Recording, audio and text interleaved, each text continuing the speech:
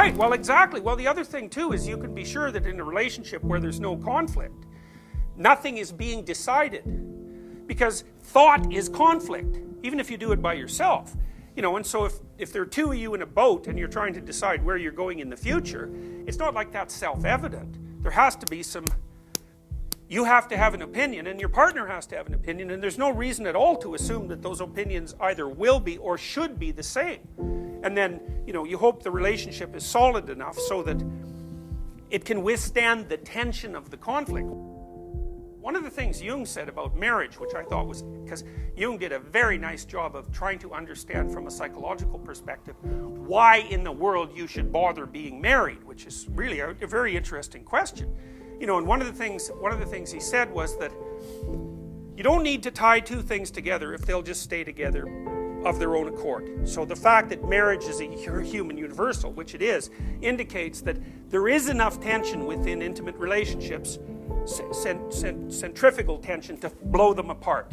And some of that's just because people are different and they clash, but it's also because as you go through life in a single boat, you encounter huge waves and, you know, you might get swamped, so it's a big problem. His point was that the marriage vow was necessary because if your response to potential conflict was, I can leave, you can't have the conflict. You can't have the conflict. You know, if on the other hand, you're with someone and you think, there's no bloody way I can get rid of you no matter what I do short of murder. I'm stuck with you for the next 30 years. Then we better work this out. And so that makes he thought of that as a container within which a transformation could take place. It was an alchemical motif. And that without that pressure, people weren't going to be sufficiently motivated to really hash out problems. And, you know, you can think of that in whatever way you want, but I thought it was an absolutely brilliant observation.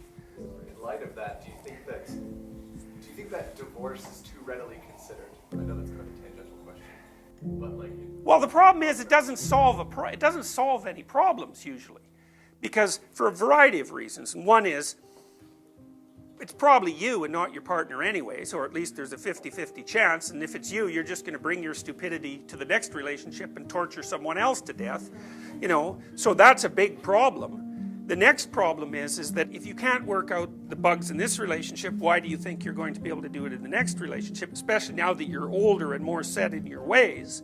The third is, well, you know, what about the kids? The fourth is, I don't know if you've ever seen people in a protracted custody battle, but if you want to ruin your life, that's a really good way of doing it, because that'll take you out for about 15 years, and it'll cost you pretty much all your money, and it'll destroy your closest relationships. It'll also make it virtually impossible for you to be happy with the next person that you're with, because they're going to be, you know, burdened by this absolute catastrophe that's surrounding you with regards to how you organize your interrelationships with the people that you love. So generally speaking, I don't think that it usually solves the problem. Now, sometimes it does, but my sense is it's probably introduced more problems than it's solved. You know, so I mean, one of the things you might note, for example, is that the only people who now get married are people who are relatively wealthy. You know, the fact that we've disrupted the structure of marriage as an institution since about 1965, say, what that has meant is that its benefits are now only available to people who are privileged. So you can look up the stats yourself, but if you're middle class and above, the divorce rates haven't moved much since the early 70s.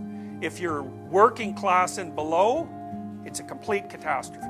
And what that's meant is that many children who are in rougher socioeconomic straits are being raised by a single person who is absolutely and 100% overwhelmed by their multiple commitments, right? Full-time responsibility for children, and generally in employment in an extraordinarily dismal, low-paying, unstable, and exploitative job. So, to me, if you're like you guys are, you're all going to be middle class or above. In all likelihood, it's fine for you. It's not going to make a bloody bit of difference, all things considered. But for people who are poor, it's just been a catastrophe. So, okay. Well, there's all sorts of reasons. I mean, first of all, it's become socially acceptable. right? Divorce wasn't socially acceptable. And you can say, well, that was pretty hard on people who wanted to get divorced. It's like, yeah, obviously. Any rule is hard on people that break it, but that doesn't mean that there shouldn't be rules. You know, now what rules there should be, that's a whole different issue.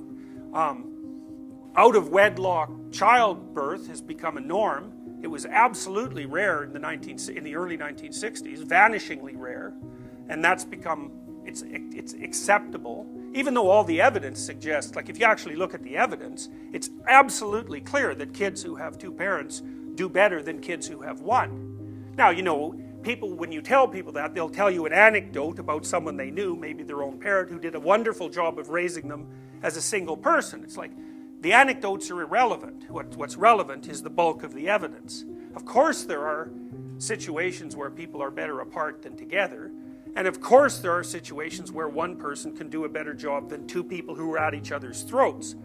But it's aggregate examples that you use when you're doing a scientific survey, and the results of those surveys are crystal clear.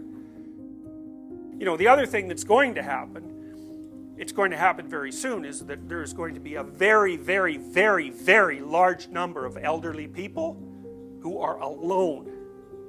And being elderly and alone, like no family, that is not something you want to look forward to, especially when you start thinking that you're going to be elderly for like 40 years. So, you know, because say it starts around 65, I don't know how long you guys are going to live, but it's probably 95 is not an unreasonable estimate, and it might be longer than that. So, because, you know, we're adding about 3 months to the total lifespan every year. Right. That's the rate of technological improvement in relationship to overall mortality. So, you know, and that, the degree to which we're adding that extra lifespan is increasing each year, you know, and it may get to the point where we're increasing lifespan a year every year. Now I doubt it, because it'll probably be an asymptote, but it has been increasing for a very long period of time. So, you know, it's one thing to think about the maximization of day-to-day freedom when you're between, say, 15 and 40, 45. After that, that's a whole different story. But modern people never think about the last half of their life. You know, so why, I don't know, but maybe they're afraid to or something. But